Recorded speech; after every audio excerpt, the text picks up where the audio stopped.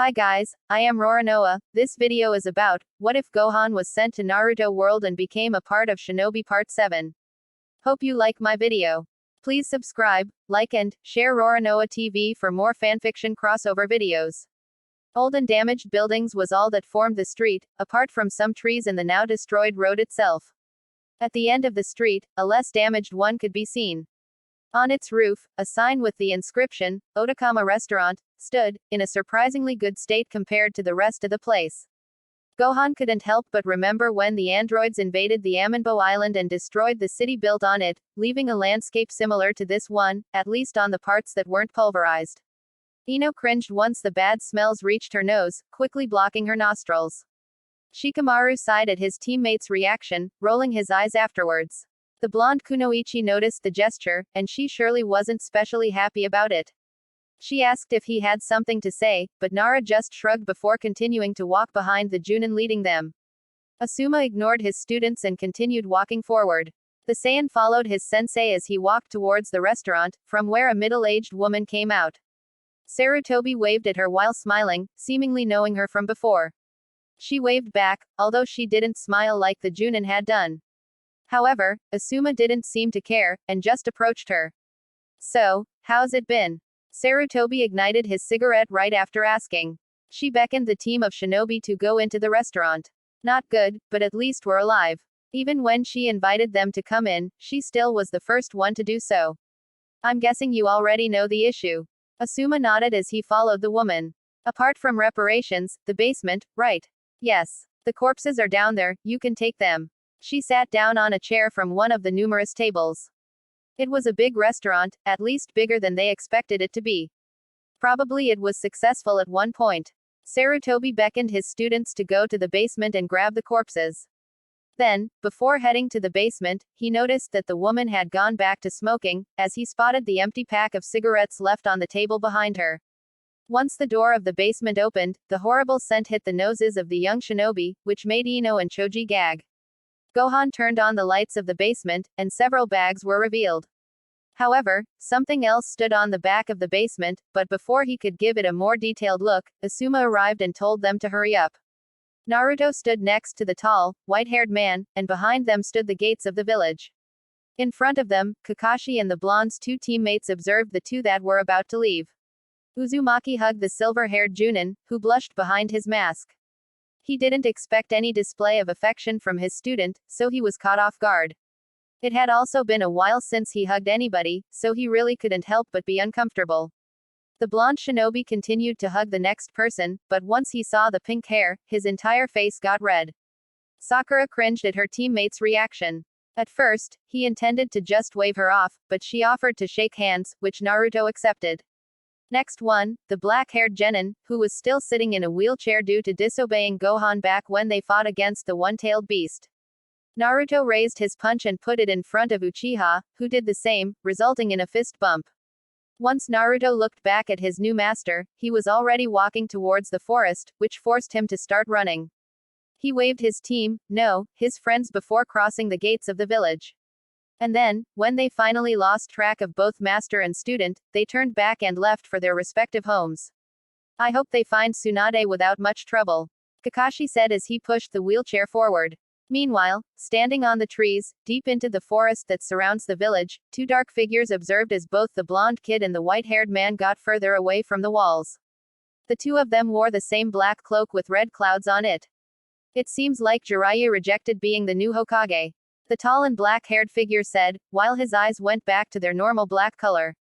He tried to disguise the fact that his chakra reserves were low, but he realized that deactivating his Sharingan was already a clear signal about it. "Shall we go now?" Kisame asked, ignoring what his partner had just said. "Not yet, there is something else I need to do before." His eyes suddenly gained an intense red color as he looked back. He made several hand signs, seemingly for no reason as nothing happened. However, to Kisame, Itachi's silhouette started to fade into nothing. And as soon as the shark-like man started to look for his partner, a dead body was thrown at him. From his uniform and his forehead protector, he could identify that it was a Junin from the grass. Apparently, they weren't the only ones spying on the leaf. In the main street of the neighborhood, a couple of Chunin had arrived with a carriage, in which they started to pile up the corpses. There were some the younger shinobi had not noticed, as Asuma was the one to take them out, but once the two other chunin grabbed them, they were shocked. Kids, seemingly with they same age or maybe slightly older, were now dead and laying on a pile of corpses. They were maybe 3 or so, hard to say when you're stunned. Asuma checked on his students, noticing the shock in their faces. Ino even seemed to be about to throw up. Gohan, however, was not as shocked. Sarutobi raised an eyebrow, being weirded out by his students' reaction. You'll get used to this with time, don't worry. Asuma said as he leaned on a wall, igniting another cigarette and getting a smoke. He remembered when the news of the death of his brother came to him, and the desperation it brought to his life. Gohan looked back at the Junin, and noticed that his usual cheerful expression was absent. He actually knew this facial expression, he'd seen it when future Trunks first got to see him. And what if we prevent it? Choji nodded. We surely can prevent this from happening, right? Shikamaru kept his sight fixed in the few trees that were taller than the walls, so they could be seen from inside. Ino, on the other hand, turned to Sarutobi, expecting an answer from him. It's hard, really hard, to prevent anyone from dying. Asuma said, not making eye contact with any of his students. While I hope we could, with time I've come to learn that death is actually inevitable. And I also once dreamt about that. What about avoiding people dying young because of wars? Is that still improbable? Gohan asked, this time turning complete to face the Junin. Asuma looked at this student directly in the eyes, and noticed something similar, though not the same, to what he could also find in the eyes on his comrades and himself. He has seen things. Well, you'd need to convince everyone of not fighting, and can you do that? The Chunin waved off and started taking the carriage back, although this time they also carried the bodies away. Choji wondered how people get used to such things. How could someone go as far as to perceive something like death as nothing really all that important? He then wondered if he would end up in the same way, even though he hoped not. Why not? Maybe with Gohan's strength we can achieve something. Ino suggested, while turning to look at the Junin that was in charge of them. Asuma closed his eyes and played with his beard. If Gohan was so strong already, how much would he improve when he grows older? And how stronger would he need to become for people to obey him and not fight, if that was even possible? No way. Shikamaru finally spoke up, and not to say anything positive, as usual. No matter how strong you are, you can't convince people of doing anything they don't want to. You're always so negative. Ino looked away in annoyance, surrendering in any attempt of joining the conversation if Shikamaru was also participating. Shikamaru rolled his eyes. Asuma sighed and stood up. Well, that would be today's mission, you can go back home. That's it? Choji asked, being surprised by how short it was. Sarutobi nodded. I told you it would be short. And you need to be ready for the one we're going into in 2 days. With Team 21, right? Shikamaru asked, remembering their previous conversation on the matter. As the Junin nodded, Nara scratched his chin. And where will we go? I'll tell you the details more in depth when we meet in a couple of days, don't worry.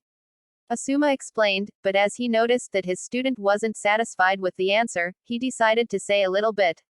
But, in advance, I'll tell you we're going to the border with the sand. Gohan's eyes snapped open in surprise, believing that after repelling the invasion, the problem was over. Had a war just started? Was the mission to do something related to an invasion as revenge? The Saiyan was worried that he had been part of the start of a war, and also for the well-being of his teammates. Is a war about to start? Choji asked, the concern being obvious on his face. He, just as Gohan, was worried, though he was pretty much aware of the risk of it happening. No, or well, I don't think so. Asuma explained while scratching the back of his head. I'll explain you the details when we meet again, but don't worry, it's not war-related. Oh, for a moment I thought we were going to participate in a war. Ino sighed in relief, having thought about her possible death or the ones around her. Pretty sure it's diplomatic then. Sarutobi shrugged after standing up. Well, see ya in 2 days, make sure to bring what you find necessary for a week-long expedition. He waved his students off as he walked away. A week long, Shikamaru said with an annoyed face. Ino nodded, while also seeming annoyed by it. Nara fell back, and once he was in the ground, he sighed. In front of the gates of the walls of the Leaf Village, a Junin with a green jumpsuit and the representative green vest stood along his 3 students, waiting patiently for the arrival of the ones that would join them in their next mission. Neji was sitting on the floor, meditating, while Lee stretched constantly as the doctor had recommended him to do so to avoid worse injuries. Tenten limited herself to watching the birds flying out or into the trees on the other side of the walls, she didn't have much to do anyways. On the distance, the kunoichi of the sleeveless pink blouse was the first to notice Team 10 finally arriving. She turned to the Junin and beckoned him to look in front of him. Might Guy waved at Asuma, who did the same while a wide smile formed in his face. It's that weirdo. Neji said with clear annoyance in his tone once he recognized the Saiyan's face. Tenten glanced back at his teammate as she also noticed the presence of Gohan. Why are we even here if he's doing the mission? Didn't he take on a tailed beast by himself? Lee heard the comments from his teammates, but decided to ignore them as he stood up. He was the first to approach the Saiyan, who was seemingly happy to see him recovered.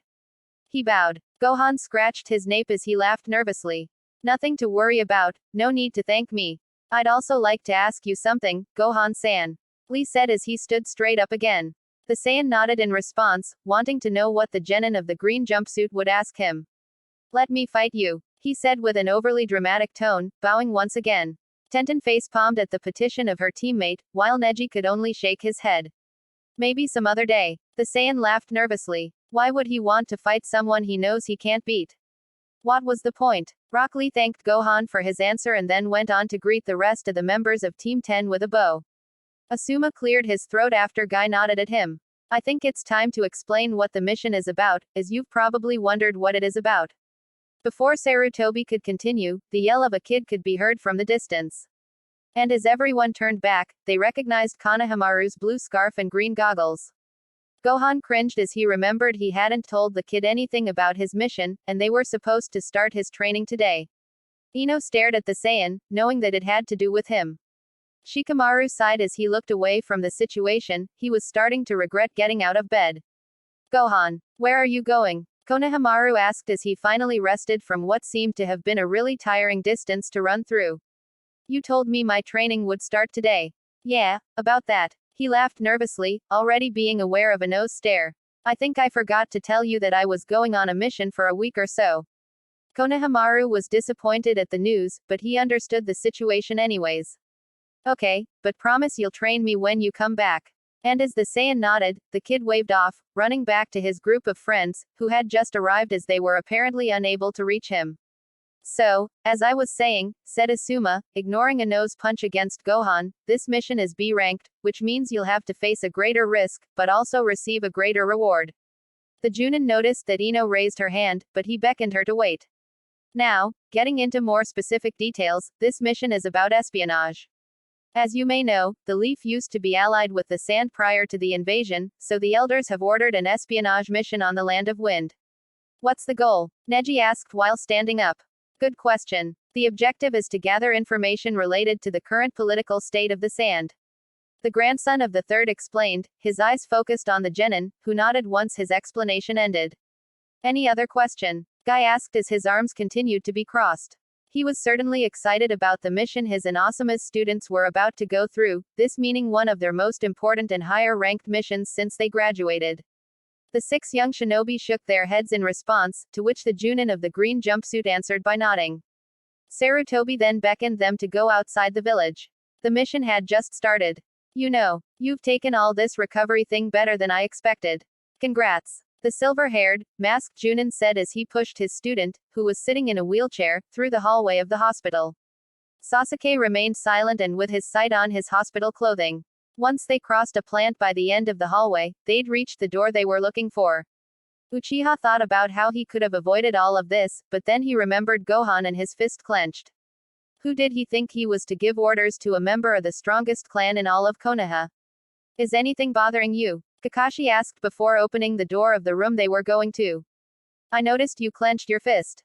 No. Kakashi shook his head and finally opened the door, then moving behind Sasuke's wheelchair to push him into the room. Once he entered, he closed the door behind him. From the distance, the silhouettes of wooden buildings started to appear. Asuma smirked at the sight of their first stop, while Guy glanced at his partner to confirm that they'd arrived where they had to. Huh, already a village? Ino asked out loud, her eyebrow raising while she made the question. Yeah, that's our first stop, the town of Noan. Sarutobi turned back to the younger shinobi and then pointed back at the city. First stop? Asked Shikamaru, who made sure his annoyance was clear in his tone. As they approached the entrance of the small town, Asuma nodded at his student, adding a smirk as well, which made Nara roll his eyes. Tenten was bugged at his mindset, she couldn't tolerate lazy people. Seeing this made her be a little more grateful of having Lee as her teammate. No security, Guy thought as he crossed the entrance with no guards on site and without any complications. He turned back and beckoned Sarutobi to see it. And as he shrugged, the Junin of the green jumpsuit looked worried. Did Yuichi send the order? Asuma asked as he played with his beard. As far as I'm aware, yes, but maybe it hasn't arrived. Might Guy answered, but as his Junin partner raised an eyebrow, he nodded. But this is one of the villages closest to the leaf. So could the order have been intercepted? Tenten asked, trying to participate in the conversation. That or we're already dealing with infiltrates. The son of the third replied. He looked further into the town from afar, but was confused at the sight of people walking normally through the streets. Judging by that, maybe the order was intercepted, but that would imply spies are already here. Guy concluded, seemingly taking a decision as he moved his hand away from his chin. We have to make sure everyone is fine here and get rid of any possible spy, so I think it's better if we split. Asuma nodded in response, and turned to the younger shinobi to split them in groups. How about Gohan and Lee, Neji and Ino, and Shikamaru, Choji and Tenten? Might Guy gave a thumbs up to the idea, and then a reassuring smile to their students. Good luck, remember you all have the power of youth. After the group was divided in smaller groups, each one was assigned in specific area in the town. In the case of the Saiyan and the Genin of the green jumpsuit, they were assigned to check on the opposite side of it. And of course, their investigation required to knock some doors, at least in the houses that were still inhabited. The second house they visited wasn't, so they were able to check without much complications. Once inside the abandoned house, it was immediately clear to the Saiyan that it was empty, thanks to his ability of sensing energy. However, it wasn't as clear for his partner and he didn't really take it on count, he still didn't get used to him being the only user of it. So, let me know if I'm wrong, but you think we might find something in this bathroom? Asked Gohan, who was standing in front of an old wooden door, which clearly hadn't been used for a while. Lee nodded reassuringly, his face denoting certainty on what he thought could be a big possibility. He was faster than the Saiyan's words, as he kicked the door, taking it down, before Gohan could tell him he was unable to sense any energies from there. However, once the door was open, the two were able to see the trap they'd just fell into. The Saiyan reacted as quickly as he could, grabbing his partner by the abdomen and got him out of the building just when sealed papers exploded, bringing down most of the old house. That was close, said Lee as he gave the now destroyed house a look, but apparently there was something or someone there, if not there wouldn't be a reason for such a trap. Maybe a distraction. Gohan nodded before replying. If there was really something there, why would they just blow up the entirety of the house? The Genin of the green jumpsuit nodded in agreement as he admitted his partner's assumption made more sense. However, as he was about to add something to the conversation, Neji and Ino arrived at the scene, as they noticed the smoke from afar. Did you find one of them? Asked Yamanaka, her eyes focusing on checking her teammate's body for any possible bruises, though she sighed once she noticed there weren't any. Lee shook his head, followed by the Saiyan. However, we did find a trap apparently. Where was it? In the basement. Neji asked as he glanced at the now partially destroyed building for any sign of activity. However, he failed to perceive any movement. Gohan shook his head again, though this time the Genin of the green jumpsuit didn't. Couldn't sense any energies on there, so it was empty. So the trap could have perfectly been old, it's not really a sign of anyone being here. Hyuga scratched his forehead under his forehead protector as he gave the situation more thought. Then I guess we should continue looking on other buildings. Ino finally proposed, as a silence has started to conquer the place of the road they were standing on. Both the member of the Hyuga clan and Gohan's blonde teammate went back to the street they'd come from, leaving the Saiyan alone with the Genin of the green jumpsuit. The next time, Gohan would try to communicate his partner when he didn't feel any energies nearby. However, as he turned back to where Lee was, he was shocked to find the latter fighting against two sound nin.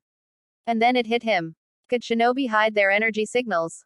As in most villages within the Land of Fire, no one had a park in its center, abundant in green areas and trees. It had a couple of fountains, as many other parks, but its peculiarity was the statue of the daimyo that stood in the middle of the park. The figure of the leader of the Land of Fire stood firmly, looking towards the horizon, a sword held in his hand.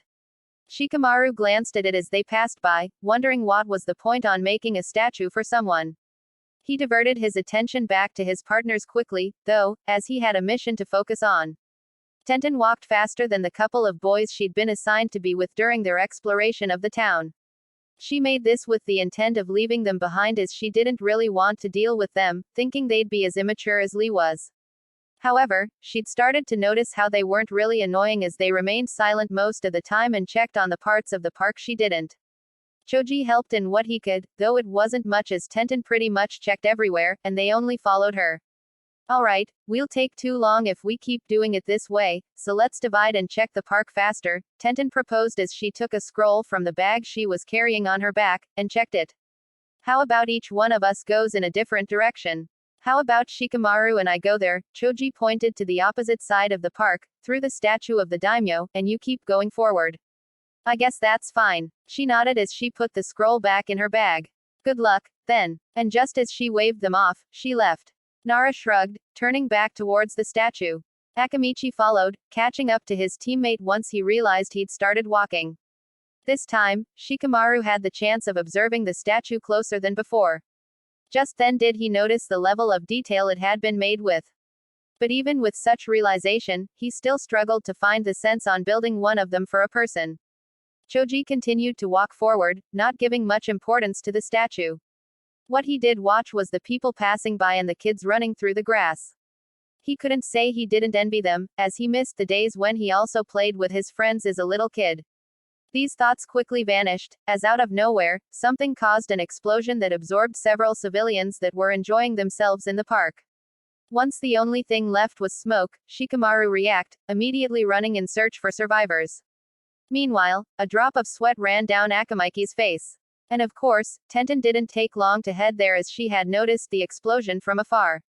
She slapped Akamichi in the face as she saw his shock, snapping him out of it. Get your shit together, we've got things to do. All Choji could do was nod and run to the same direction Shikamaru had gone some minutes prior. That must be the town hall, Asuma pointed at a bigger building than any other that was next to it. Might Guy didn't need much more than those words from his partner to go to the building and ask for a meeting with the mayor himself, while Sarutobi ignited a cigarette so he could smoke as he waited. It didn't take long for them to have a meeting as the mayor was free at that time, though Asuma guessed it could be related to them being high-rank shinobi. The wait lasted around 15 minutes. The office of the mayor was as fancy as expected. A bookshelf, and a pretty full one, stood behind the old man's desk, which was filled with paperwork, similar to the Hokage's own desk. The old man, the mayor, smiled at the sight of the two Junin. How can I help you? The standing Junin glanced at each other before speaking. Asuma removed the cigarette from his mouth. We came on the Hokage's orders, and we noticed the lack of security of the town. Oh, that, probably the guards were just having lunch when you arrived, a mere coincidence. The man's forehead started to look shiny. Guy raised an eyebrow. And don't you think you should have other guards ready for when the others have lunch? Yep, we just went through a foreign invasion, and as far as we know, the Hokage made sure that his orders reached the feudal lord and every town within the Land of Fire, Asuma added as he played with the cigarette he'd just taken out of his mouth. You have a point, however, we don't have the required men to keep constant guarding on the town. The man lowered his sight, focusing it on the paper he'd just signed. You see, young men and women don't want to perform as guards recently. Guy submerged into his thoughts as he processed the information. Sarutobi glanced at his partner before looking back at the mayor. Then we'll inform the Leaf so you receive more men temporarily, Asuma said before finally taking the cigarette back to his mouth. For now, we'll continue our way. That would be much appreciated. The mayor said. May your journey be safe. The two Junin bowed at the man as a sign of gratitude before leaving the room, and then the building. Once the door closed, the mayor sighed and a drop of sweat finally went down his forehead. He turned to his assistant, and the younger man next to him knew what he'd order him to do. Inform the Sound Nin about this. Ino tried her best to avoid eye contact with the Hyuga genius. Every time she looked at his face she couldn't help but remember the thrashing he gave to Hinata on the Chunin exams, and for such she couldn't avoid feeling slight rejection towards him. Maybe it wasn't fair, maybe she wasn't in the position to judge him, but she couldn't avoid it. The pair of genin walked through an alley they'd previously visited, with the need of crossing it again to reach the place they'd left unexplored. Buildings, though abandoned, blocked the right and left sides of the abandoned alley. Their walk was slow and relaxing, as silence filled the place and they had made sure the opposing buildings were empty, as they were told they should by locals. Neji, on the other hand, limited himself to following orders and completing the mission, remaining silent at mostly every moment. This last detail was mainly because he noticed the blonde girl acting uncomfortably towards him. Until then, he didn't notice that the image people had of him wasn't as good as he thought. Yes, he was the prodigy of one of the most prestigious clans in the village, and yes, he was one of the biggest talents of his generations, but other genin despised him, or at least that's what he saw on Naruto's face back on the exams. Steps. He suddenly heard steps, so he turned to the blonde kunoichi and beckoned her to stop walking. Veins made their appearance all around his eyes, and he started looking around. There shouldn't be any steps here, this were abandoned last time we checked, right? Yamanaka nodded, her breath starting to get louder as she noticed the activated Byakugan. She turned to the opposite direction that Neji was looking at, behind them, and sighed as she saw no one. She raised an eyebrow and turned back at her partner, her arms relieving the tension that had gotten accumulated during the couple of seconds she got nervous. Are you sure you heard steps? She managed to finish her question, but the two genin knew there was no need to answer, as the answer stood on the opposite end of the alley. Good morning, Leaf Nin, a white-haired sound nin greeted, even bowing at their sight. No hostility could be traced from his voice. Next to him, two other shinobi from the sound stood, replicating the relaxed stance from their taller partner. The blonde kunoichi's hands started to shake, which only became more evident when she grabbed a kunai from a pocket she had on a side of her thigh. Oh, no need to be so scared, a smirk formed on the face of the kunoichi from the sound, this will be over quickly. Neji didn't waste a single second and immediately charged against the sound nin, nailing a palm on the kunoichi's jaw while his other attempt was blocked by the white-haired shinobi. The third sound shinobi attempted multiple times to stab Hyuga with a kunai, but the prodigy managed to dodge every attempt thanks to his Byakugan. And once the sound nin's movements became slower, he focused his chakra on his left hand and landed a palm on his opponent's face. As the first sound nin fell to the floor, Ino snapped out of her shock. She knew she had to help. However, as she processed what was happening and saw Neji single-handedly dealing with two shinobi after knocking one off, she started to doubt if she should even try to do anything. What if she only made things harder for the prodigy? Neji landed one palm directly at the white-haired shinobi's chest and pushed him back, while he low-kicked the kunoichi. He decided to jump back, and it was only then that he realized how tired he already was. The dark pink-haired kunoichi laughed at the sound of him gasping for air. Up until now, she'd been impressed by his performance, but seeing the genin gasping for air at such an early stage of their battle erased any trait of her surprise. The blonde kunoichi finally decided to do her first move, throwing a kunai at the white-haired sound nin. However, as she positioned herself next to her partner, she regretted having decided to participate in the confrontation rather than escaping. Classic Kimimaro, said the dark pink-haired girl as a bone came out of her teammate's hand, blocking the kunai. Great aim, but that's not enough. Next thing the Hyuga prodigy saw was a kunai almost in front of his face. And while he managed to deflect it at the last second, he failed to notice the explosive scroll tied to it due to his sudden exhaustion. Both Leaf Nin were propelled on the opposite direction of their enemies. Ino found herself on the entrance of the alley, slight burns on her arms after she tried to cover herself from the explosion. She slowly stood up, only to be met by the sound kunoichi already running towards her. Meanwhile, Neji struggled to stand up after crashing against a building, wondering why he got tired too quickly. He snapped out of his thoughts at the sight of the white-haired sound nin approaching him. He blocked the hit from the bone that came out of his hand, noticing that it was as sharp as a kunai.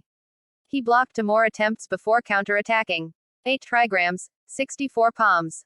Hyuga exclaimed before starting an intense and swift barrage of attacks. However, by the end of it, only 15 had managed to land on the objective. With shock, Neji barely managed to dodge the bone attack again, only for his back to touch the wall again. On the entrance of the alley, Ino did her best to keep the pace of the kunai battle the two kunoichi had gotten into. Sparks came from the two ninja weapons as they clashed. Apparently, their battle was at a stalemate, with no one managing to land a hit. That was, at least, until the dark pink-haired destined more chakra to her attacks and finally managed to overwhelm the blonde girl with her strength, even barely cutting a bit of her cheek, leaving a small bruise. Told you it'd be over quickly, she smirked confidently as she aimed her final attack. Not letting himself get distracted by his thoughts, he was quick to react and join his partner on the fight. With a kick, he pushed one of the sound nin back, and continued to nail a punch directly at his face. He followed his attacks by swiftly moving behind his opponent, and elbowing him to the ground. Lee, with more space now that the Saiyan took care of one of his opponents, went on with his classic fast fighting style. He began a series of punches, fast enough for his opponent not to be able to avoid them, and finished with a kick on the ribs. The genin of the green jumpsuit took advantage of the lack of breath his opponent suffered as consequence of the kick he just received and finished the battle with a carefully positioned hit on the neck to knock him off. Oh, you know the two. Gohan was surprised to see his partner do such a move. Well, of course, Guy-sensei taught it to me as an alternative to killing someone. It also might make it easier to win a battle. Lee explained, ignorant to the fact the Saiyan knew the move pretty well. By the way, should we head back and check on the others? They might be in danger, said Gohan while sensing for the others' chakra signals. His eyes snapped as Lee was about to answer. Alright, I'll follow, Lee said as the Saiyan left running at an absurd speed. Ino put her hand between the sound kunoichi's kunai and her own face, and closed her eyes, hoping she'd be able to block the attack. A drop of liquid fell onto her face, and she opened her eyes. For some reason she didn't feel the pain. Was it the adrenaline? The real question is what would prevent her from feeling the pain of a kunai going through her hand. Behind the two kunoichi, Neji was already exhausted and tried his best to block as much attacks from his opponent as he could. Palm against punch, palm against bone, palm against blade. But he only had two arms, so when a third attack arrived, a kick to his abdomen, he couldn't do much about it. His back ended up hitting the wall behind him. The blonde kunoichi, though still shocked, saw an opportunity as her opponent gave up on taking her kunai back. She quickly stood up, and using her other hand, she punched the sound nin in the face. And as she managed to land the punch, she quickly took the kunai out of her hand and tried to nail it on the opponent's chest. However, the sound kunoichi managed to move at the last moment and got the kunai nailed into her shoulder. Ino jumped back, and only when her heartbeat started to relax, she noticed the pain on her hand. And it got very strong very quickly. The prodigy of the Hyuga clan faced the white-haired shinobi, who stood expressionless in front of him. He attempted to stand up, but another kick from the sound nin prevented it and left him sitting against the wall. It was over. Have you wondered why you got tired so quickly? Kimimaro asked, his face still not showing a trace of emotion. He received no answer, but he decided to go on with his words. Well, you see. The white-haired shinobi got closer to Neji, and took a very thin needle from behind his ear. Hyuga was astonished at the sight of the needle, so much so that he missed the chance to attack his enemy. This needle contains poison, and Tayuya nailed it on you before she even approached you. Kimimaro threw the needle away as he turned to look at his teammate. Your friend, however, was too far away, and missing one of these isn't the best idea. Neji lowered his head. Now he had no doubt. It was over. Ino got distracted for a second due to her pain, and that mere second could always result lethal. The dark pink-haired kunoichi jumped from the floor and landed a kick on the blonde's face, pushing her away. She now found herself facing the floor, and once she noticed the shadow of the other kunoichi, she tried to roll away. A kunai landed next to her, so she finally decided that the best option was to stand up and face what probably was death. I gotta admit, Tayuya took out the kunai from her shoulder and licked the blood from it. You managed to impress me. Oh really? Wonder how you'll react when I kill you, Ino confidently said as she put her injured hand behind her back and the other one in front of her, in a similar fashion to a certain shinobi that used a green jumpsuit. Tayuya chuckled. She couldn't deny that she liked the young kunoichi that currently was her opponent, but duty is duty, and she had to kill the blonde. There was a positive side to all of this, still, and that's the fact that she did not require her summons. Ino attempted a feint, but as she moved a step forward, a purple flash passed over her and hit the sound kunoichi, propelling her all the way across the alley, causing the wall of a building to break. The blonde girl, speechless, looked to the figure that now stood in front of her. The familiar purple GI and spiky black hair relieved her from any fear. Are you okay? Gohan asked as he turned around, seemingly ignoring the ongoing fight between Hyuga and the white-haired sound nin. However, as she was about to ask, Lee jumped past them and kicked Kimimaro, pushing him slightly and giving Neji the chance to escape. The genin of the green jumpsuit adopted his fighting stance and stared directly at his opponent. Well, it seems you've got reinforcements. Kimimaro carefully watched in front of him, analyzing the four-leaf nin facing him. Unfortunately, I'll have to leave for this time. In the blink of an eye, a cloud of smoke appeared where the white-haired shinobi was standing, and once the smoke dissipated, he was gone. The blonde kunoichi tried to go forward to check on Neji, but she was stopped by Gohan, who repeated his previous question. I'm fine, don't worry, she answered before finally running towards the genin of the white eyes. But when she went to check on Hyuga, the Saiyan noticed the injury in her hand. And for such, he started to look for any place where the injuries of his partners could be treated. After hearing several explosions coming from the park in front of the town hall, the couple of Junin ran directly to it, being aware of their duty during these types of situations. This last aspect couldn't be attributed to the governor of the town, who didn't act and left the shinobi dealing with it alone. Making their way through the crowd of people running away, they tried to see what was happening further away, but all they could see was dark smoke and fire. Asuma quickly gave up on seeing and grabbed his trench knives and, once the crowd passed them, he ran directly at the smoke. Might Guy followed, of course, though he didn't agree with his fellow Junin's approach. On the way, Asuma was forced to cut through a bunch of fallen trees, but once past them, the way was clear. Only problem was the smoke, which made breathing harder, as expected. Anyone there? Sarutobi yelled, trying to find any possible survivor to the explosion that couldn't escape the smoke. Asuma-sensei. Choji asked back, recognizing the voice of his teacher. We found a couple of people, and Shikamaru is injured. Guy beckoned his fellow Junin to go deeper into the smoke, but while they continued moving forward, a giant hand appeared. Asuma knew who the owner of the hand was almost immediately, and beckoned Guy to step aside. With simply waving his hand, Choji created a wind current that partially dissipated the smoke. And once their view was clearer, they approached the Junin along with a couple of injured people they'd found. Asuma took Shikamaru from Tenten's arms, checking his injuries before leaving the park along his fellow Junin and the genin. He looked back one last time, though, and noticed that the statue of the feudal lord had been destroyed. They headed to the hospital of Noan, which was located in the center of the town.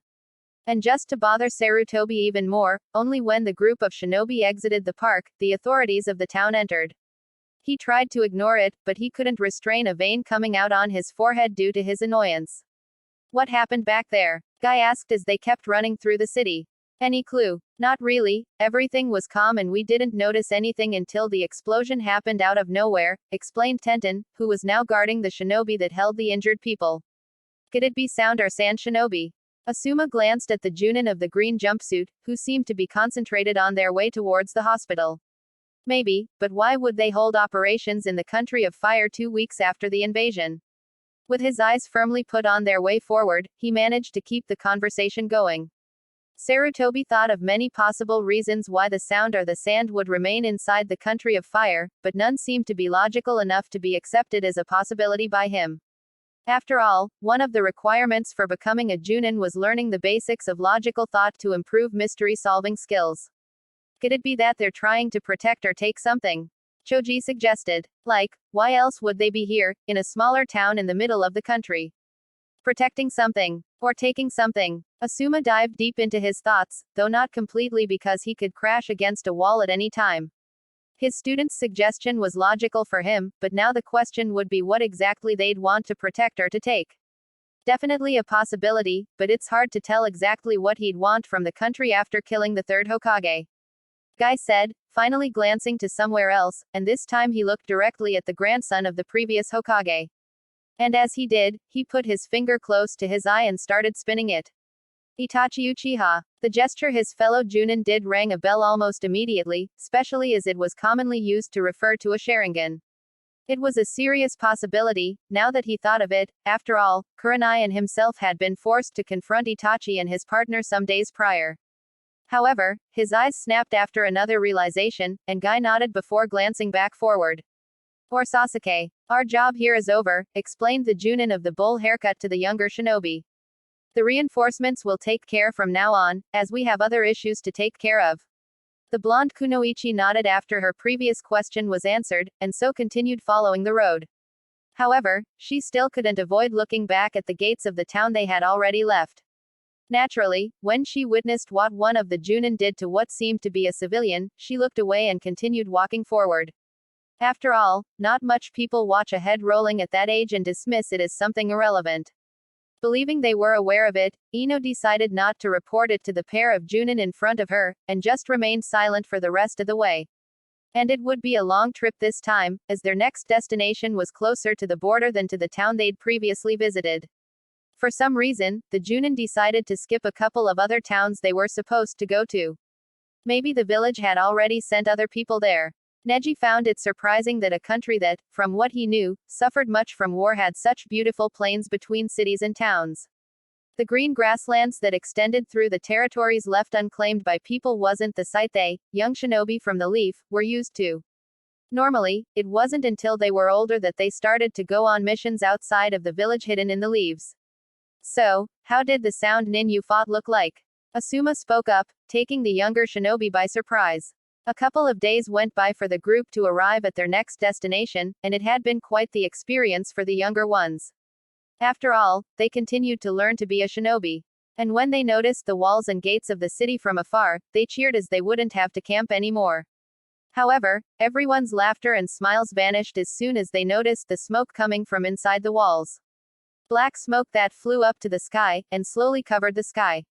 Might Guy and Asuma started running to their top speed once they saw the smoke, without any hesitation.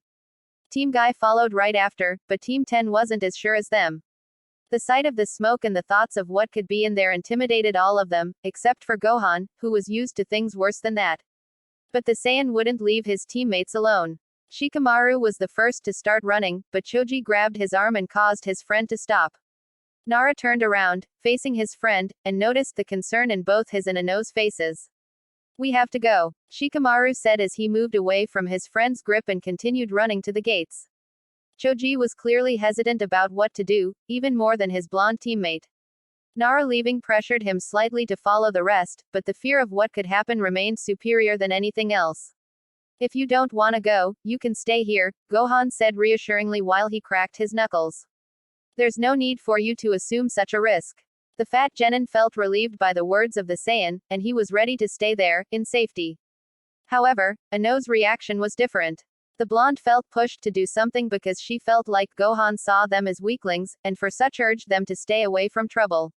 After hesitating for a couple of seconds, the blonde kunoichi spoke up.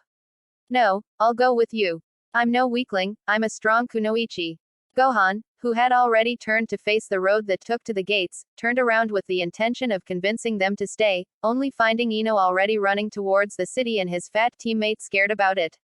"I'm sorry Choji, but I can't leave you alone," said the Saiyan, who knew his teammate didn't want to do it.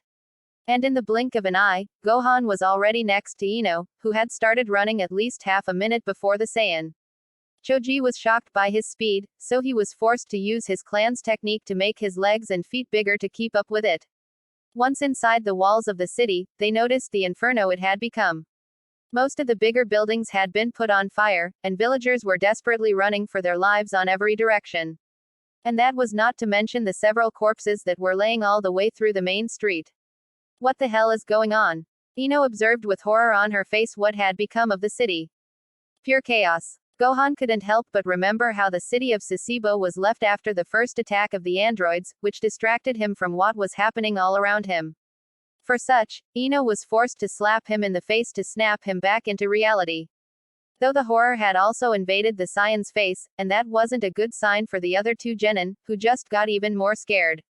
"We have to be careful, but we should try to reunite with the others," the Saiyan said, and as his teammates nodded, the three went into the chaos. Their dive into the city wasn't ideal, as the first person they crossed ways with was a sound nin, and of course they tried to attack them. However, Gohan punched him away, knocking him off without much problem. He wouldn't hold back this time. As the mob of desperate villagers started to get bigger, the Saiyan grabbed his teammates' hands and started flying, which caught them by surprise, especially the blonde one, for whom grabbing her hand and flying was too much to ignore.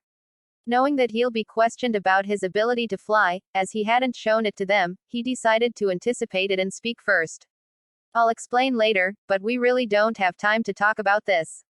They nodded in understanding. However, understanding what the Saiyan told them didn't help their nervousness and fear of flying for the first time in their lives. They wouldn't suffer from that for too long, though, as they were soon pulled down. A huge cloud of sand suddenly fell and hit Gohan on the back, which destabilized him. However, it wasn't until the sand seemed to be pulled down by some strange force then the Saiyan didn't collapse to the ground. Gohan dropped his teammates before falling down, but he was aware that they would be in danger in any place he could leave them in. So he decided it was better to keep them close even if he knew who had brought him down. A stare filled with hatred and bloodlust, a stare that intimidated even the Saiyan, who had already defeated the redhead before. "Stay back," was all Gohan said before a white aura erupted all around his body. The cloud of sand adopted the form of a big fist and was thrown at the Saiyan, who charged a ki ball on his hand and used it to scatter the sand with the explosion. Then, he dashed towards his opponent, but when he attempted to kick him, a sand wall was already standing between them to block the attack. Gaara jumped back while the sand kept Gohan entertained. Punch after punch was blocked, and there was very little he could do in that situation because the sand moved way faster than it did in their previous fight. However, when Choji noticed that the redhead was standing away from where his sand was dealing with Gohan, he identified a very good chance. After making several hand seals, his right hand became giant, and he ran towards the redhead. Quickly, he attempted smashing Gaara with his giant hand, but the sand quickly went back to him and managed to block the attack.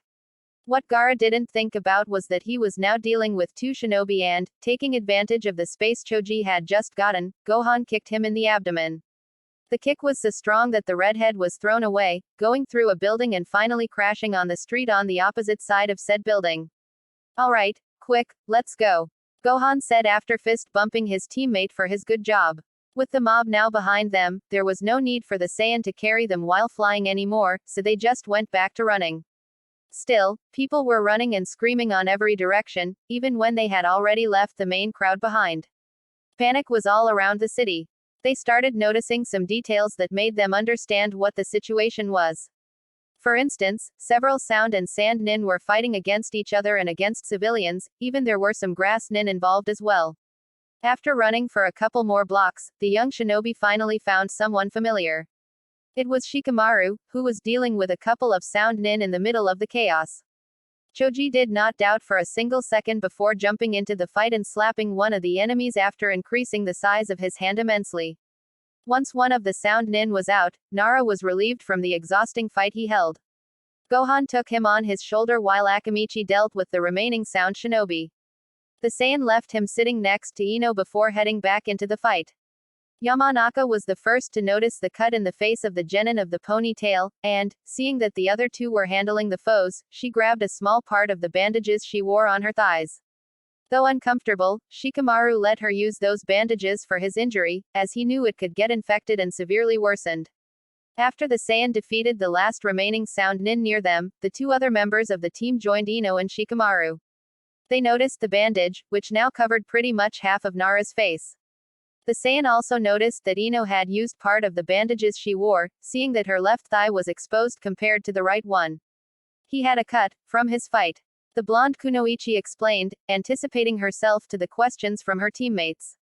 "Thought I'd die," Shikamaru said after some seconds of awkward silence, with his voice trembling. "Thanks for coming." "No problem," replied the Saiyan while extending his arm to help his teammate stand up. Nara followed and grabbed his hand, using it as a support to stand up. He turned to look at the Saiyan, expectant of what they'd do next. "We still gotta find the others, so if you can, let's keep going." He checked for everyone's face expressions, and the other three shinobi all nodded in agreement. And so, they went on. The screams of desperation of the crowd before them went mute as they spotted each other. Standing on opposing roofs, both duos noticed the presence of the other. What was at first trying to search for survivors and find out the situation turned into something way bigger than they could have expected. On one roof, a man with a green jumpsuit alongside another Junin with a chin strap beard and standard leaf nin clothing. On the opposing roof, right in front of the other, stood two men with the same black cloak, one with blue hair and skin, while the other had long black hair that covered the left and right sides of his head partially. The wind suddenly blew harder than before, and the men of the black cloaks let their conical hats fly away with the wind. And, even though they were identified by the pair of Junin before, it was now clear. Why were they still in the country? That Asuma could not understand. However, something was clear for not only him, but his partner standing next to him. Whatever their reason for staying in the country was, they needed to be taken down. And in such circumstances, though not ideal, they were the ones with such a duty. Once having entered the city, Guy told his students to split and go to the west area of the city. They would meet at the opposite end of the city, from the gate, though they were given the mission to calm the chaos and kick the invader forces out. The hardest part proved moving through the desperate crowd, hundreds of people trying to escape out of panic from the explosions and battles going on all over the place. Not only that, but the amount of people made it difficult for the genin to face their enemies in battle without hurting civilians. Their attention snapped out of the street as they heard something breaking a wall of the building next to them. They stopped running, trying to identify what had fallen through the wall. Neji was surprised by a cloud of sand that came from the hole of the wall. Though Lee was able to break the mass of sand apart with a kick, saving his teammate from being hit. Tenten reacted by throwing an explosive scroll so the sand would be completely scattered, of course waiting for the genin of the green jumpsuit to be away. The sand gathered back together in little to no time, but this time it moved towards the redhead sand nin that was standing up. So it is him, said Tenten, her teeth clenching at the mere sight of that monster. It was clear since the sand attacked. Neji adopted his fighting stance. We can beat him together.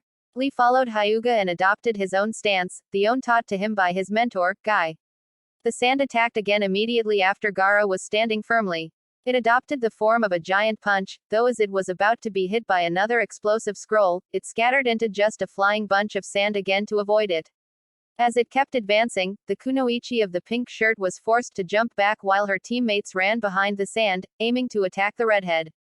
The cloud of sand divided in two, one portion following Hyuga and Lee, while the second portion of it continued their trajectory upward towards the kunoichi.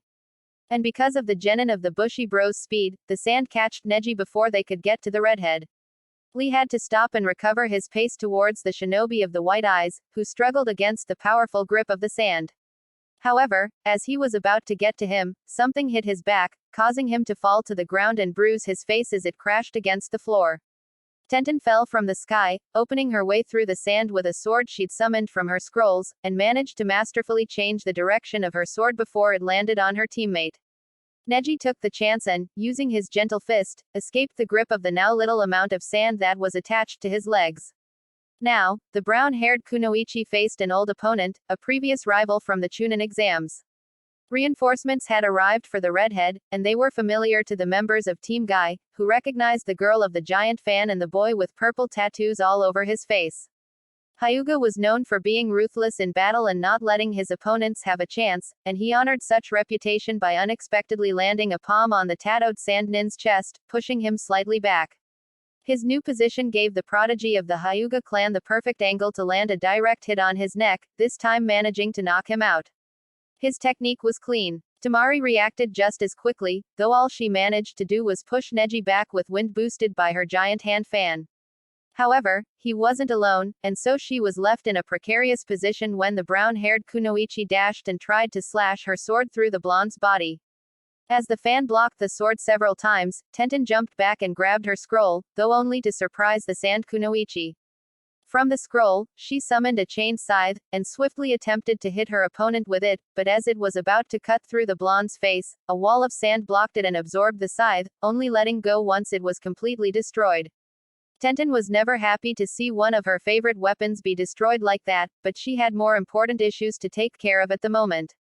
We should split, you take care of the sand guy and I can take care of the girl. Tenten suggested as she summoned another scythe from her scroll. Are you sure? Neji raised an eyebrow, not as sure about whether his teammate would be able to handle the sand kunoichi by herself after what happened in the Chunin exams. Remember, yes I do, Tenten firmly replied, knowing very well what Hyuga wanted to remind her. I can take her down. Alright, be careful. Lee gave her a thumbs up before charging against his own opponent. Neji was hurried up by his teammate's move, though he still looked directly at the brown-haired's eyes, confirming her confidence and nodding in approval. And only then, he jumped to support the genin of the bowl haircut. Get ready, because I intend to win today. Her eyes showed complete focus, and stared at her opponent's soul through her blue eyes. Bah, you just caught me by surprise, don't think you'll beat me. Temari opened her giant fan, and put it behind her back as she invited the brown-haired to come at her. Her invitation was followed as the chained scythe was thrown again, though this time it was blocked by the fan rather than a wall of sand. Tenten used the chain to pull the scythe back to her, and perfectly grabbed it in the air after jumping forward. However, she was caught on air by a powerful wind current impulsed by the fan, which threw her back into a nearby house's wall. Tenten coughed blood, clearly watching the drops of it fall on the floor. She was sure something was wrong with her back, because when it hit the wall something cracked. But she ignored it in the end, and stood up, with her scythe still held in her hand. The dark blonde kunoichi got ready to blow the fan again, but once again her opponent ran directly towards her. This confused her, but she still blew another powerful wind stream. She understood what the leaf kunoichi was trying to do when, with the support of her scythe, which she nailed into another wall, she moved away from the current and dodged it. Before Tamari could respond in any way, Tenten threw several kunai and shuriken at the fan, making several holes in it. Once she fell onto the ground, the fan was unable to serve its main purpose, and such conditions were favorable for Tenten. She smirked and pulled her scythe's chain so it would go out of the wall. Seems like the tables have turned. Don't get too cocky, I'm pretty sure you have at least a broken bone after hitting the wall. Tamari, frustrated and nervous, gritted her teeth. She knew whatever was left of the fight would leave her with a serious disadvantage after her main weapon was destroyed. A sand wall was already there to block Lee's kick, but it couldn't grab his leg as Neji was already attacking the redhead as well. His veins heavily marked all around his white eyes warned the redhead that he had already activated his Byakugan. This time the sand wall did have enough space and time to grab Neji, though not enough to crush his arm, so he was just thrown away. Continuing the turns, the genin of the green jumpsuit ran towards the wall, dodging it once he got right in front of it, and managing to run past it thanks to his speed. And so, he landed the first punch on Gaara's face. Having fought against the redhead previously let him know the redhead better, as well as the lesson that he had to go all out against him. And such, allowed him to predict the sand's movements and dodge it, and then land a punch. However, he was also aware of the sand armor, it being the reason he punched the redhead a couple more times. What he didn't know, was that he gave his opponent the chance to prepare another technique, and Lee didn't notice until he saw Gaara's hands moving. Sand burial prison, Gaara said, cold and plainly. Under Lee's feet, a hole opened, breaking through what used to be street and getting to him. And just like quicksand, the genin started sinking in it. He was saved just before his ankles sank as well, though, as his teammate went through the weakened sand walls and grabbed his arm just in time to pull him out. They, however, weren't lucky enough not to be hit by another huge mass of sand. His sand is everywhere, said Neji, just in time to be hit again by a big mass of sand. Lee, however, managed to dodge the attack. Seeing that his teammate was in danger warned him of the redhead's true power, and for such he took the decision to use his last resource again. A green aura started surrounding his body while veins emerged on his forehead, and his skin turned red. After his pupils disappeared, he was ready. Gate of pain, open. Gaara was thrown back to their fight with just that phrase, and he immediately tried to pull back his sand from Neji to be able to defend appropriately. However, he wasn't fast enough to surpass Lee's speed at this point, and so, he received a kick directly on his nose, which completely broke the sand armor he had. And then, Lee followed with another kick, though on the cheek, and, once again he felt pain. The redhead fell to the floor, and he was shocked. Neji joined back next to his teammate, who was observing the seemingly broken Gaara, who was doing a mix of sobbing and laughing. Time to finish it off, Neji said, getting his palm ready to kill his opponent. However, Lee put his arm in front of Hyuga and stopped him. No, don't. Huh. Hyuga raised his eyebrow as he turned to face his teammate. Did you forget that he tried to kill you? And that other guy? He's the enemy. Maybe, but killing when the opponent is unable to defend themselves is disgraceful. He kneeled and checked on the redhead's pulse. Then, the sand went back into the pumpkin Gaara held on his back. Neji was surprised at this, because it meant that the redhead wouldn't fight against the genin of the green jumpsuit. Gaara got scared once the leaf nin of the bowl haircut checked on his pulse, his breathing and heartbeat accelerating considerably as he thought he'd be killed. For such fear, the sand behind them turned into a spike, ready to stab Lee's chest. However, he decided not to once he was left alone and saw he wouldn't be done any harm. Not being used to such treatment and feeling of safety, he decided to just let the pair of leaf nin go. However, he remained shocked, as he had lost once again and against someone he thought to be a weaker opponent. Let's go find Tenten. Lee turned to his rival, who nodded in response before following him. Baki moved his sight upwards, towards the pair of shinobi who wore the black cloaks. They weren't unknown to him, and for such he couldn't help but let his hands tremble slightly. He then turned to look at the opposite roof, and found two Leaf Shinobi, both wearing the typical Junin uniform. He recognized the green jumpsuit of one, and the beard and cigarette of the other. Parallel to Baki's hands trembling, Asuma bit his cigarette out of nerves just from seeing those two men on the opposite side of the same street. One half of the cigarette fell on the roof, and the other one fell inside his mouth. He spit the other half, of course, but the taste of tobacco invaded the receptors of his tongue. Guy himself couldn't say he wasn't intimidated, but he surely wasn't satisfied with how his partner handled pressure. There would be no more time for that, however, since the Sand Junin started climbing the wall to attack the two men in black cloaks. Asuma sighed once Baki attempted the first punch, and nodded when Guy asked if he was ready. Soon enough, they were already on the other side of the street, on the opposite roof, facing the cloaked men. The one of the long, black hair kicked the Junin of the turban away, leaving him in the perfect position for his companion to slash him in half with his giant sword. Nevertheless, the Junin of the green jumpsuit was swift enough to grab him and save him from the blade. Next, Sarutobi followed, whom with his trench knives tried multiple times to damage the man of the gills. He failed, so the other ninja knocked him off from behind. Having recovered, Baki charged along the man of the bowl cut. He attempted a low kick on the black-haired man while Guy managed to punch the man of the blue skin multiple times. The black-haired man jumped before the kick unbalanced him, and while still in the air, he made several hand signs that culminated in a huge fireball coming out of his mouth towards the Sand Junin, who barely managed to avoid it by rolling away on the floor. After the fireball dissipated and the man fell, he was left open, and Baki knew it. But when he looked behind him, Asuma was running towards the blue-haired man instead. But Sarutobi didn't make it to his objective. The long-haired man's eyes suddenly ignited in an intense red color, and he immediately intercepted the son of the third, who failed to evade the kick to his head. Once the man of the beard was on the floor, the pattern in the red eyes changed to one resembled two blades clashing against each other. "I don't think you'll achieve much avoiding me, Sarutobi," he said, his voice thick and cold. Then, he grabbed the man of the beard from the neck and put him right in front of him, and then dropped him to the ground. Baki was perplexed when Asuma just dropped to the floor, as if he was dead. Guy kicked his opponent away to check if his partner was okay, and he sighed in relief once he confirmed he still had pulse. However, this would turn against the Junin of the bowl cut, since the sword hit him from behind. Guy was surprised that it didn't cut him, the sword just hit him. He felt some unusual feeling of safety since the sword didn't cut him in half. A feeling that disappeared as soon as he felt his chakra being sucked at a fast rate, though. He put his hand over the sword and pushed it down, breaking the bandages that covered it and causing it to tear the skin of his palm.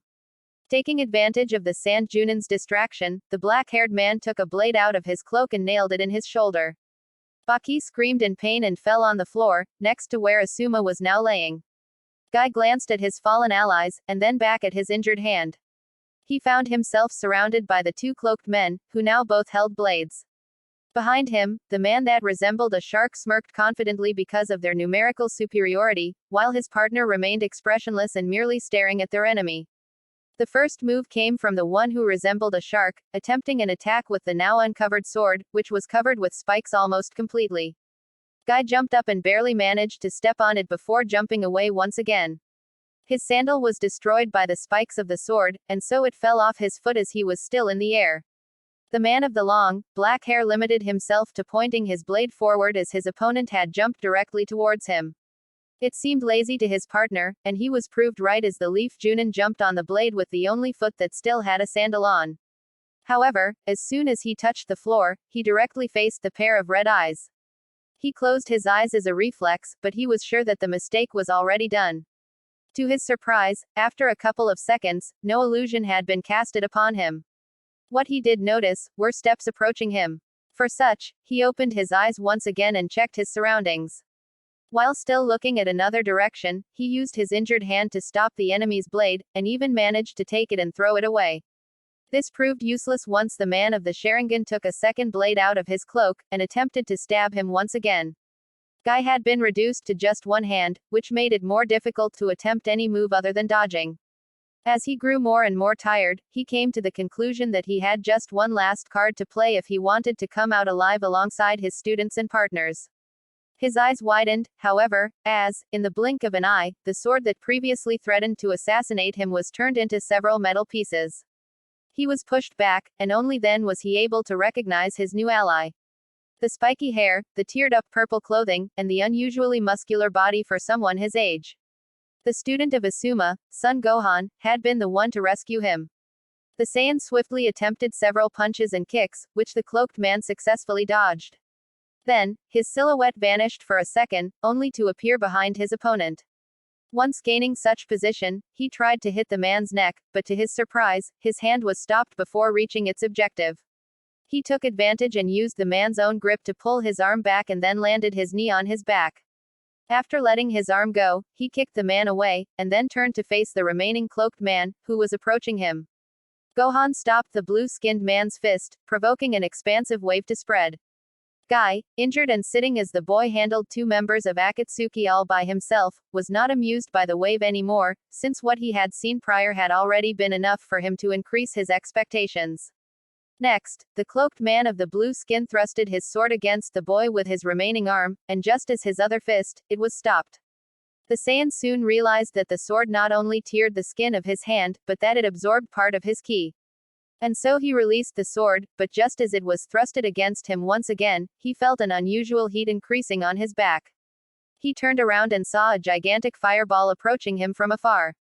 The Saiyan opened his hand and, with support from his ki, split the fireball with an enhanced air current. Once having opened a path in the middle of the fireball, he observed through it as the user of the Sharingan approached him. The Saiyan jumped up and grabbed the spiky sword as it almost landed over his shoulder, also taking it from its wielder. He threw it against the black-haired man, who, after making several hand signs, stopped it with a water wall. The man of the Sharingan went through the same wall and recovered the sword, then throwing it back to his companion. Gohan naturally tried to intercept the sword. However, a sharp stream of wind not only stopped him, but covered his skin with cuts. He turned around, giving up on the sword, and charged his Masenko with two hands over his forehead. And while he managed to release it, the ki wave missed and he was then hit by the sword, throwing him away and tearing the part of his torso's skin. Before the boy fell down, the user of the Sharingan kicked him down and, after taking 2 steps of distance, once again released a giant fireball from his mouth. Unable to avoid it, the Saiyan barely attempted to reduce the damage by tapping into his transformation. What remained of his shirt had been burned, and so had been his skin, which if not severely burnt, it was cut or teared. What was new to the pair of cloaked men wasn't exactly his clothing or his injuries, but his blonde hair and the golden aura that surrounded his body. The man that resembled a shark blinked, and the next thing he saw was the fist of the boy landing directly on his face, as well as blood escaping his nose. And as he was thrown away, his partner jumped back while gesturing hand signs. This time, the wind became stronger, spreading the fire that already covered the city around them at a superior rate. This was followed by different hand signs, and then 3 individual and small fireballs that moved slowly through the wind. Gohan once again ran as quickly as he could behind his opponent, though he was punched him, his silhouette deformed into crows. And immediately after, the small fireballs exploded, catching the young Saiyan. The explosion threw the unconscious Junin outside of the roof, but Guy was able to jump and even used his injured hand to rescue the 2 of them. Once down on the main street, he looked to his right and, through the raging flames, saw their students evacuating people on the eastern gates of the city. Back on the roof, Gohan found himself surrounded by what seemed to be clones of the black-haired man, as well as smoke that complicated his breathing. He launched several ki spheres at each clone, only achieving to completely cloud his sight. He felt several blades cutting his body before he forcefully dissipated the smoke by releasing his explosive golden aura. And once his sight was clear, what he saw was a pair of eyes, whose iris had an intense red color that quickly captured the Saiyan's attention. The Sharingan was all he could say before the burning city in the background turned into pitch black. The black background soon started to acquire red details, until it eventually became mostly red. Hills, the grasslands, and, for some reason, the press team of Hercule. He was only able to recognize the place he was standing on until a crater formed.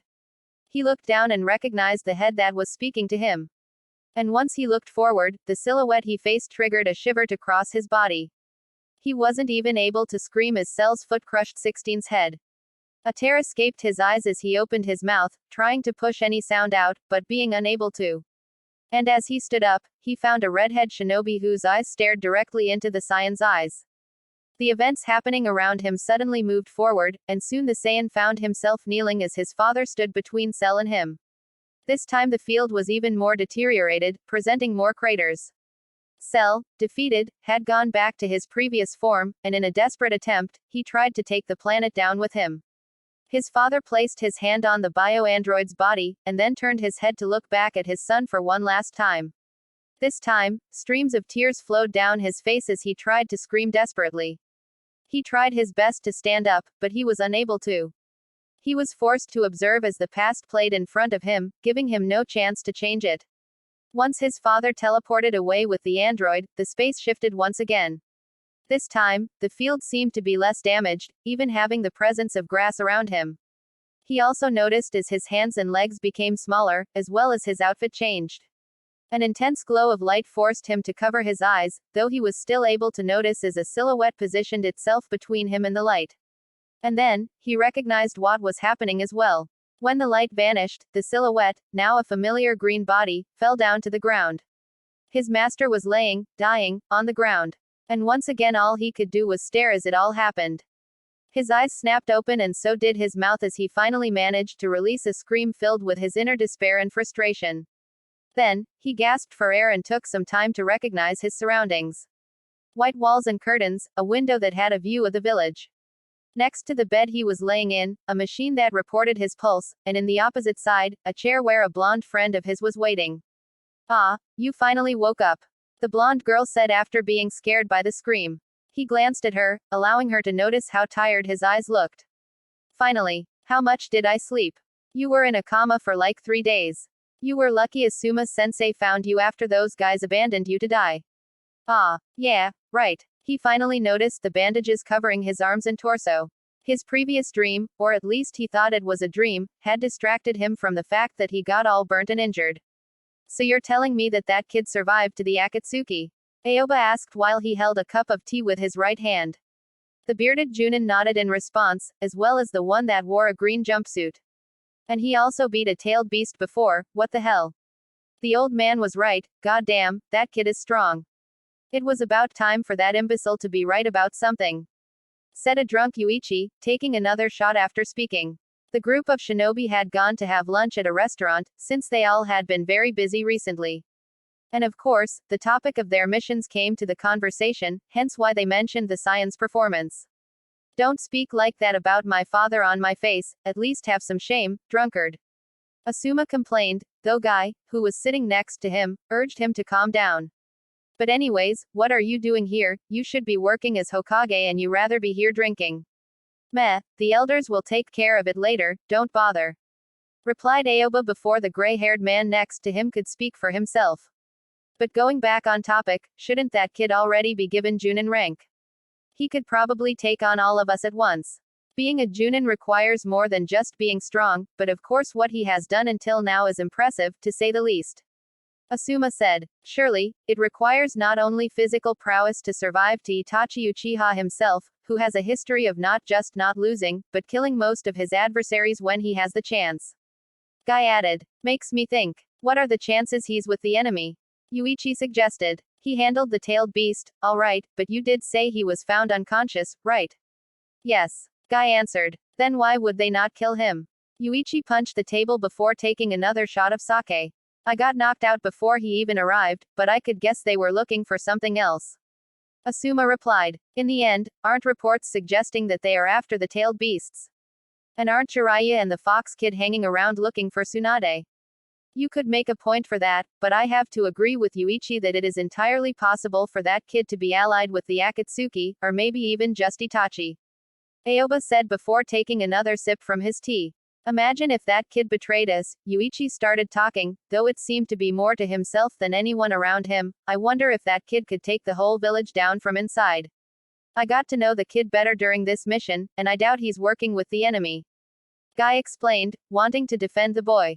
"I saw him fight, and they did go all out, they didn't seem to be holding back. I choose to believe the kid saved us all, and was able to fight par on par with none other than Itachi Uchiha himself." Aoba spit his tea as the gray-haired, and drunk, man standing next to him pointed forward. The Junin of the bowl cut raised an eyebrow out of confusion, while Asuma turned around to see what was going on. Then, he saw the black-haired boy running outside the restaurant. Isn't that the brother? Yuichi asked, holding back a hiccup. What an unfortunate timing, isn't it? He laughed at the situation, while the rest remained silent. They tried to think of something to do about it, but they ended up figuring that the best option was telling Kakashi about it, and let him handle it. In the end, he was his student. Gohan was walking around the village along his teammates, looking for where to go and eat. It was a sunny day, so they were also looking for a place with space inside, so they could avoid the intense heat of the sun. The boy of the ponytail was just waiting for his teammates to find a place, since he was not used to choosing restaurants for his friends. Ino, on the other hand, was actively competing with Choji for which restaurant they would choose. Unsurprisingly, Choji preferred junk food restaurants, while the blonde girl preferred healthier ones. At this point, all of them had improved their physical conditions considerably, only except the Saiyan, who didn't need to improve his physique. But even then, Ino was the most strict with her physique, since she had developed some sort of competition against Gohan, whom she wanted to reach in strength. But as the Saiyan was watching the usual discussion between his teammates, someone grabbed his arm. The grip was quite strong, and even managed to turn him around since he was taken by surprise. Train me, was all the black-haired boy said as he faced the Saiyan, leaving the latter speechless and puzzled for a moment. What? Said Gohan, trying to process the situation. I asked you to train me. Me. Train you. Why? The Saiyan was sure the Uchiha mentioned previously that he didn't plan on training, but now he wanted to, and he asked him out of everyone. He was weirded out, to say the least. I want to be the strongest and. He shook his head, trying to get his ideas straight. I heard you fought my brother. Ah, yeah, sort of. Gohan cleared his throat as the silence surrounded the two of them. Was that his brother? The other members of Team 10 finally realized about the presence of Sasuke. They limited themselves to staring at the two boys while they spoke to each other. Well, I guess I can, replied the Saiyan finally, realizing it was a good chance to compensate for the small tense moments they've shared before. I was supposed to start training Konohamaru too anyways, so you can join us. I guess. Sasuke nodded, his eyes showing his determination. The glow they currently had was something the Saiyan didn't exactly expect to see in him, and he couldn't help but smile at it. Though I can't promise anything, since I don't really know if I'm a good master at all. Gohan stopped the Uchiha's punch and grabbed it, limiting his arm's movement. The latter attempted to take his fist out of the Saiyan's grip, but he was unable to do so. He gritted his teeth. They had gone to one of the training grounds, which was basically a grassland, with a river crossing through it. Those days had been sunny, so the Saiyan figured using the training ground would also be a good way to take advantage of the sun. I think it'd be best if we got into other forms of training, don't think it's fair for me to spar with neither of you. Gohan explained as he glanced at Konohamaru, and then back at the Uchiha. The Saiyan finally let go of the black-haired boy's fist, only for the latter to try and kick him from behind, which the Saiyan easily evaded. The brown-haired kid rolled his eyes as Sasuke kept on trying to just beat the Saiyan. Can we start, please? Yeah, let's start now. Gohan replied. We can start by, maybe using those rocks as ways while you try to move against the river's current. Sasuke wanted to laugh at first, at least until the Saiyan pointed at two giant rocks, and then grabbed them all by himself and brought them closer. Konohamaru was shocked, though also excited because he was going to follow the same training Gohan followed to become as strong as he is. A couple of weeks after Team 10 and Team Guy arrived from their mission, Naruto and Jiraiya returned to the village alongside the new Hokage and her assistant. That same day was the deadline the council gave them for Danzo to be appointed as 5th Hokage if they were to not arrive. For such, Yuichi, interim Hokage, had been panicking and checking the time every 5 minutes. Until the group arrived, that is. The silver-haired Junin was relieved when he saw the blonde woman arrive at his office and kick his ass out of the chair. Had they arrived a little later, Danzo would have been proclaimed as Lord 5th. The ceremony for her proclamation was made the same day, since everything was prepared for Danzo anyways. The whole village reunited for the ceremony, filling the streets in front of the Hokage Tower, as the 5th Hokage was given the red and white hat. A hat so old that it had gone through the heads of every Hokage, from the first all the way to the new 5th. Afterwards, since they had been interrupted, Gohan, Sasuke and Konohamaru went back to training. They had been doing so for the past weeks, and especially the Uchiha had made considerable progress. The Saiyan also progressed, but in his knowledge of chakra and the difference it had with ki. From the only class he had with Iruka in the academy, he had noticed a fundamental difference between both energies, the way it channeled through one's body. He figured they were counterparts of each other, since he was yet to find something similar to ki in that world, but it was difficult to ignore how different they were in that aspect. Chakra seemed to channel through a complex system, while ki just flowed around one's body, without any specific points or channels that could be blocked or enhanced in different ways. In general, ki seemed to be simpler than chakra, also having less utilities, but its raw power being greater. Gohan realized this as he tried to teach both Sasuke and Konohamaru some of his techniques, which they seemed to be unable to do, at least in the same way he learned. For such, most of their training had been physical, though he did dedicate some time with Sasuke to find out more about the distinction between the two energies. That day they were training in the same training camp as the first day, and Konohamaru was also involved in their efforts to find a way for them to learn the science techniques, and even vice versa. Their several attempts had taken them to bits of progress in the basic training of ki he was taught by his father and by Piccolo, though the most they got was Sasuke managing to make a small energy ball made mainly with lightning-style jutsu. The Uchiha did notice that for him to get close to doing what they wanted to achieve, he had to redirect the flow of his chakra in a simpler way. This meant avoiding some of the chakra channels in his body, and focusing on a simpler route. However, the effort this required was so great, that it took only a couple of seconds before he couldn't keep going. Konohamaru also tried, and surprisingly lasted slightly longer, but didn't get close to what Sasuke managed to do. Time was soon over for that day, without much progress. The Hokage proclamation ceremony had taken most of their time, but they would continue the next day as well, since they were really invested with it by the time. And so, the day after, the three of them met in the training camp. This time they immediately jumped right into the ki training, since the Uchiha was determined to achieve it. He sat down on the grass, his legs crossed, and he put his hands together, in front of his chest. He closed his eyes and focused his chakra towards his hands. The Saiyan reminded him that he had to simplify the route his chakra had to follow, but Sasuke didn't need such a reminder, since he had already blocked some chakra channels for a more direct way. Slowly, while his hands were shaking and his body became progressively sweatier, what seemed to be an energy ball started to form in the space between his hands. His sight started to blur, but he wouldn't stop until the energy sphere was stable at the very least. Gohan was fascinated by the Uchiha's achievement, while the young Sarutobi was left impressed by the energy sphere, even if it was small. But soon enough, as it expected, the energy sphere finally dissipated. The Uchiha was left panting, his face red and sweaty. He tried to stand up, but as he tried, he fell down. The Saiyan helped him stand up, but all they managed to do was leave him sitting. Sasuke was nauseous, but not enough to make him vomit. "You did it!" Konohamaru cheered as soon as the Uchiha seemed to recover a bit. "I have to say that was quite impressive, Sasuke." Gohan gave him a thumbs up along a big smile, which provoked the same happiness in the boy that was sitting. It felt somewhat weird to see such a smile on the member of Team 7's face, since he was known for being mostly a grumpy and distant person, but the son of Goku couldn't deny he was left with a feeling of satisfaction when he saw Uchiha smiling in that manner. I did it," Sasuke said, a feeling of realization crossing his body. He still struggled to breath, but he was already recovering after such an effort. "This at least tells us that it is possible for you to use something similar to my ki, even if extremely difficult." As Gohan explained, the thought of every enemy he'd face until then. And all of a sudden, he was not so sure if what he had just done was a good thing.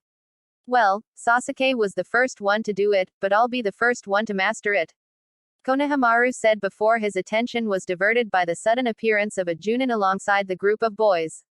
The Junin wore a face mask that covered the lower part of his face and his left eye, his silver hair only confirming the already existing suspicions of the boys.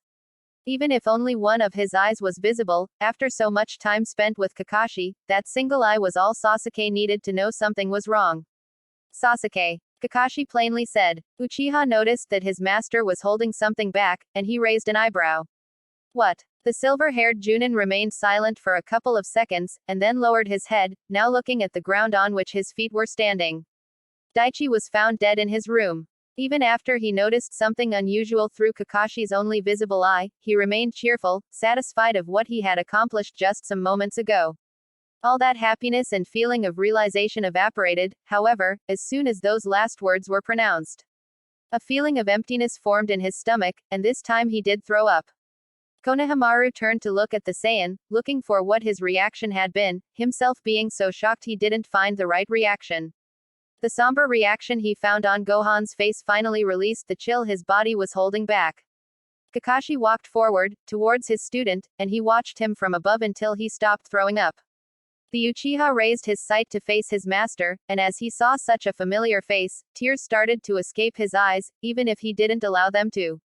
He wanted to punch the ground until his hand broke, he wanted to destroy the trees nearby, he wanted to kill someone. The Junin noticed that the boy's fists clenched hard enough to cause some bleeding on the palm of his hand. He himself was frustrated at the situation, since they hadn't been able to do anything about it, and he knew how important the Uchiha was for the boy. For years, after the massacre, Daichi had filled as good as he could the role his real brother, Itachi, left empty after fleeing the village. Such support had been key to the kid not killing himself, he was sure. Kakashi's life hadn't been easy, but he knew such episodes could take one to such actions, and he had been able to witness it several times, even himself being close to it in a couple of occasions. Now, as Daichi had filled Itachi's shoes on Sasuke's life, he felt the responsibility of doing so as well. He grabbed the boy's fist, and beckoned him to stand up. Let's go, you need some rest. Sasuke just stood up, his legs struggling to keep him standing. The Junin noticed this and decided to just raise him with his arms and take him back to his house. I'm sorry guys, but, well, I need to take Sasuke. This can be hard to process. No problem, was all Gohan could say, his somber expression now disappearing in favor of a more reassuring smile, though forced, from the Saiyan. After Kakashi took him home, he was left alone once again. Laying on his bed, looking up at the ceiling, his eyes had already been sucked dry and irritated. For once, he thought his torture was over. He thought his life would start improving, along Daichi, his team, and his most recent friendship with the Saiyan. But of course it had to go wrong. Daichi had been killed, and if what he was told was true, his eyes stolen. He had enough, and for such he determined himself to keep training, until he mastered Ki. And when he did, he was going to kill the monster that ruined his life, the monster that prevented him from living his own life. It wasn't yet proven who the killer of Daichi had been, but for Sasuke it was obvious. He had no doubt of who the disgraceful assassin was. After standing up, he punched one of the walls of his room several times, until one of his fists went through it. Then, he screamed as hard as he could. He screamed the name he hated the most, the name of his brother.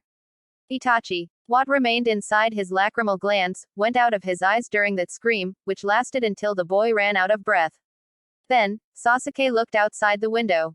From his house, he could see what once was the Uchiha district. He closed his eyes, and remembered how it used to look. Streets filled with kids playing, being looked over by their parents. Then, he imagined what it could look like in the future if he restored the clan. The first step towards his dream, towards the restoration of his beloved bloodline, which was one of the greatest in Shinobi history, was killing the one that tried his best to destroy it. The first step was killing Itachi Uchiha. As he turned around to go back to his bed, he found a foreign shinobi, a kunoichi to be more precise, waiting for him on the opposite side of the room. She wore a headband that held the symbol of the village hidden in the sound. She handed over what seemed to be a letter, and as the boy grabbed it, she smirked. From Lord Orochimaru, the pink-haired girl said, everything you need to know is there. Sasuke glanced at the letter, and then back at the spot where the girl was, though this time finding only smoke. The young Uchiha opened his window so the smoke went out of his room, and once it was out, he read the letter. Thank you for watching. What if Gohan was sent to Naruto World and became a part of Shinobi Part 7?